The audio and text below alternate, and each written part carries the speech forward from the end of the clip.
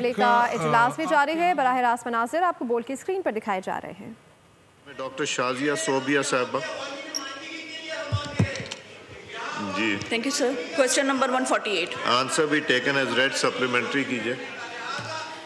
जी sir, मेरा question ये है कि कौन कौन से शोबों में एनडीए में कौन कौन से शोबों में ट्रेनिंग करवाती है और उनके जो लोगों की सिलेक्शन का क्राइटेरिया है वो क्या है, और उसकी जो सिलेक्शन होती है वो कौन से इंस्टीट्यूशंस करते हैं, और क्या एनडीए में की जो बजट है उसका ऑडिट कब कब हुआ है, और क्या वो थर्ड पार्टी करती है या इंटरनल ऑडिट होता है। Thank you sir.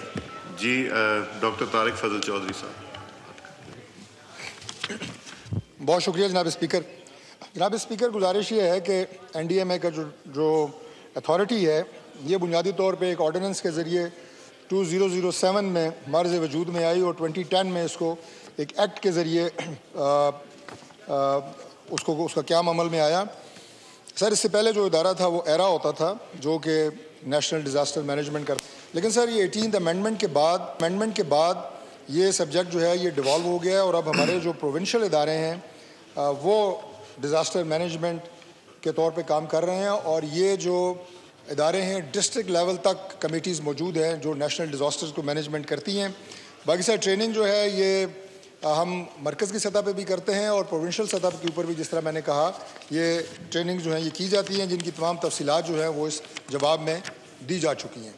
बाकी सर ऑडिट की बात की है तो इसके लिए सर चूँकि ये खुद एक अथॉरिटी है, लेकिन मैं मालूमात ले लूँगा, हमारे ऑफिसर यहाँ पे मौजूद हैं कि इनकी ऑडिट का क्या सिस्टम है। चूँकि ये बिल्कुल एक सेपरेट क्वेश्चन है तो उसका मैं, अगर मेंबर चाहेंगे तो इंडिविजुअली इन्हें जवाब दे दूँगा, और अगर फ्लोर ऑफ द हाउस पे कहेंगे तो वो भी मैं पेश कर दूँगा।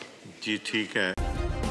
सब्सक्राइब करें और बेल दबाएं ताकि कोई खबर रह न जाए।